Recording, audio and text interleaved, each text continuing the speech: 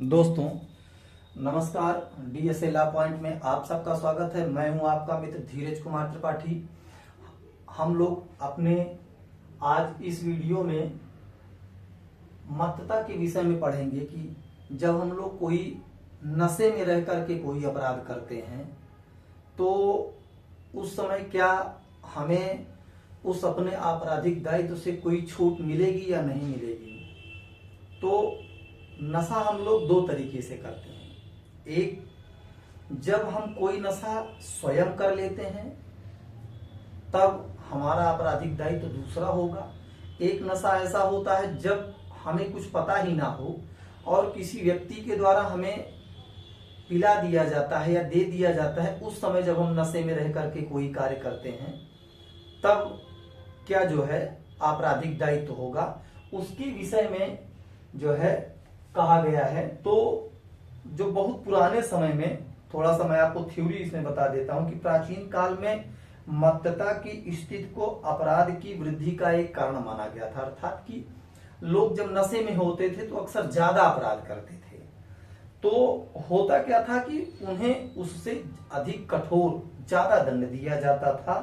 जैसे कि पागलपन जहां एक बीमारी थी जिस पर कोई नियंत्रण नहीं था, वहीं नशा करना एक बुराई थी जिसे कि जो व्यक्ति स्वेच्छा से करते थे तो उन्हें उस अपराध को करने के बाद, जैसे नशा जब उतरता था उसके बाद उन्हें दंड दिया जाता था और वह मतलब अधिक कठोरतम दंड होता था नशे में यदि वह कोई अपराध करते थे। उस स्थिति में उन्हें बहुत ही अधिक पीड़ादायक जो है दंड दिया जाता था प्राचीन कालों में, और हमेशा से पहले चला रहा था। अब तो जब से देश हमारा आजाद हुआ है और कुछ स्थितियां 200-300 सालों से बदली हैं, अन्यथा जब पहले राजा महाराजाओं का काल हुआ करता था तो यदि कोई व्यक्ति नशे में कोई अपराध कर दे, दुराचार कर दे या गाय मार दे या मतलब कि डकैती कर दे या हत्या कर दे, तो इन सब में उनकी हत्या, गाय अगर आपने नशे में मार दिया कुछ कर दे तो आपको हत्या के दंड से दंड आपको मतलब डेथ पनिशमेंट मिलता था।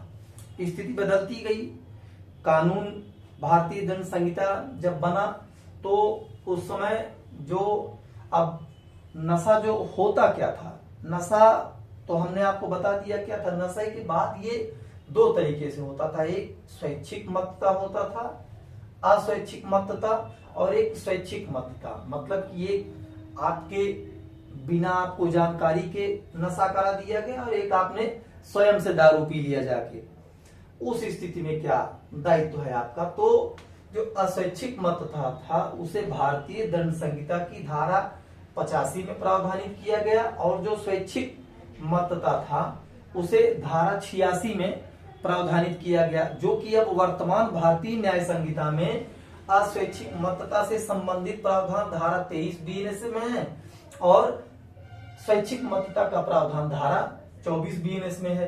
तो धारा 23 बीएनएस जो अस्वैच्छिक मत्तता पे है वो कहती क्या है। तो बेयर एक्ट में जो प्रावधान दिए गए हैं वो ये है कि धारा 23 कहती है कि ऐसे व्यक्ति का कार्य जो अपनी इच्छा के विरुद्ध मत्तता में होने के कारण निर्णय पर पहुंचने में असमर्थ है।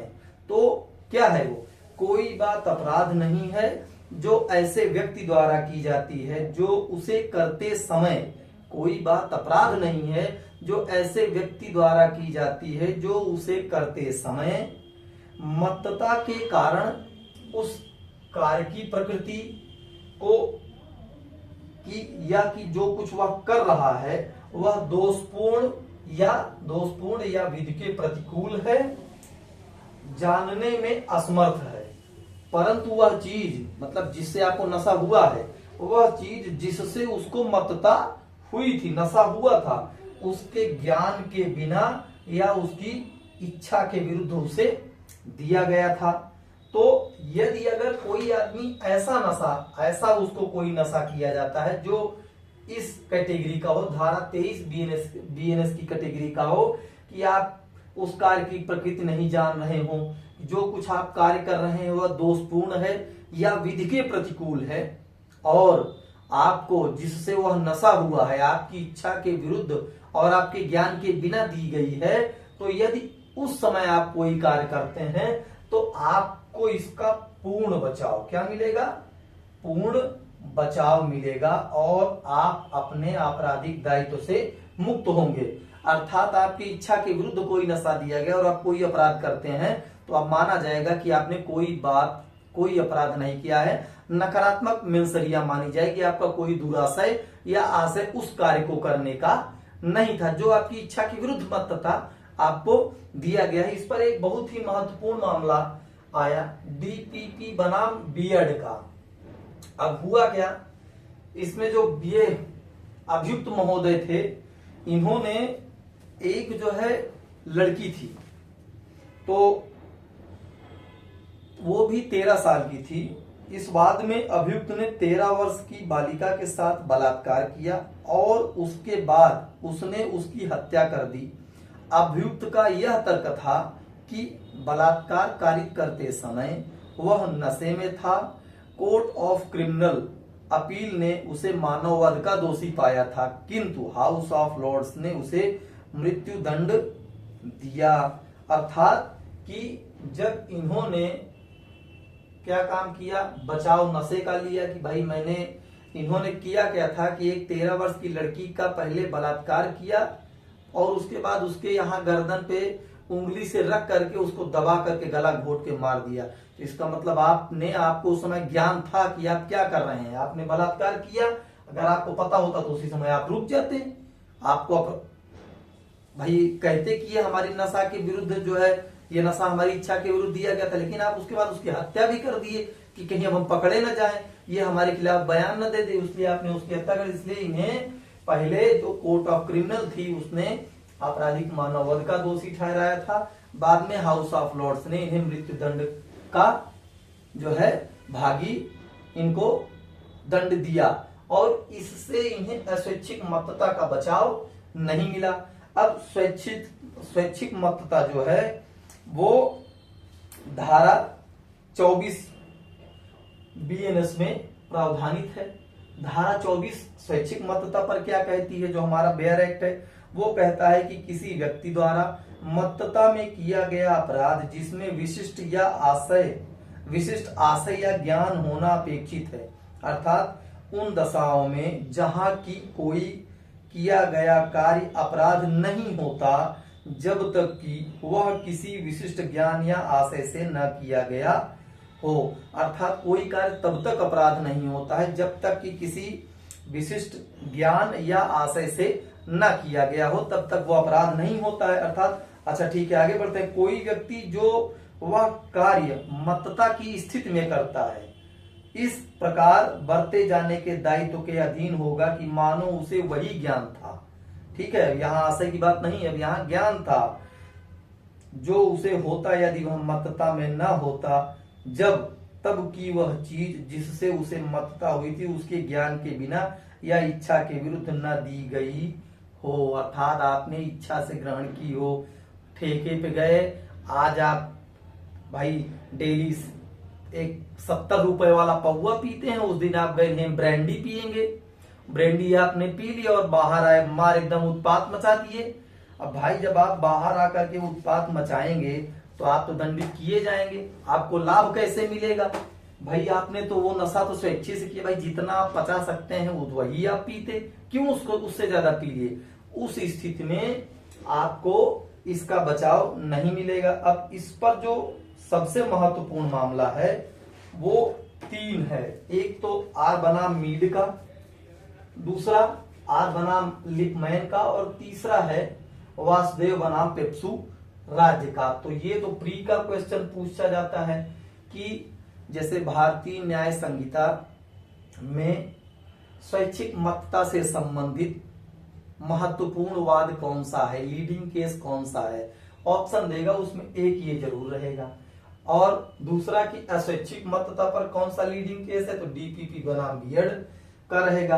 अब आर बनाम मीड में हुआ क्या था? आर बनाम मीड में हुआ ये था कि अभियुक्त ने निर्दयता से अपनी पत्नी पर घूंसे से प्रहार किया तथा मार डाला। साथ पत्नी को खूब घूंसों मारा तथा उसे मार करके मार दिया।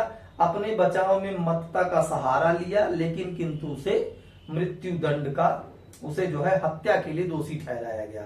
अर्थात नशे में आया, उसके बाद अपनी पत्नी को घूंसों मार दिया और मार के उसकी हत्या कर दी। उसके बाद बचाव लिया कि नहीं मैं नशे में था, नशे का उसे बचाव न दे करके उसे हत्या के लिए दोषी ठहराया गया।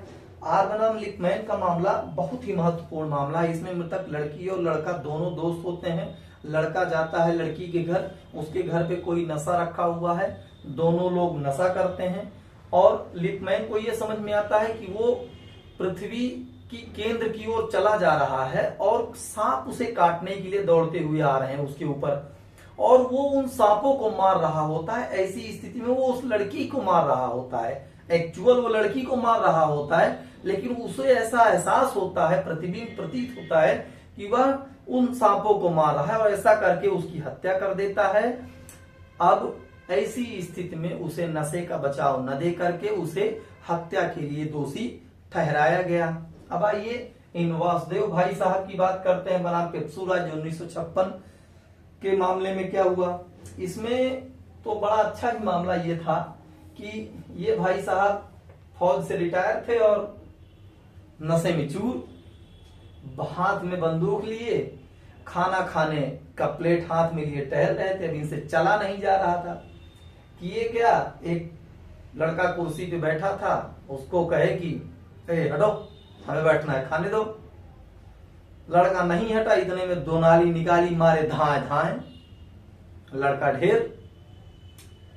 अब न्यायालय ने कहा गुरु नशा तो आपने अपनी स्वेच्छा से किया था और आपको ज्ञान था कि वो लड़का हट नहीं रहा है, इसको गोली मार देंगे हट जाए, कुर्सी खाली हो जाए।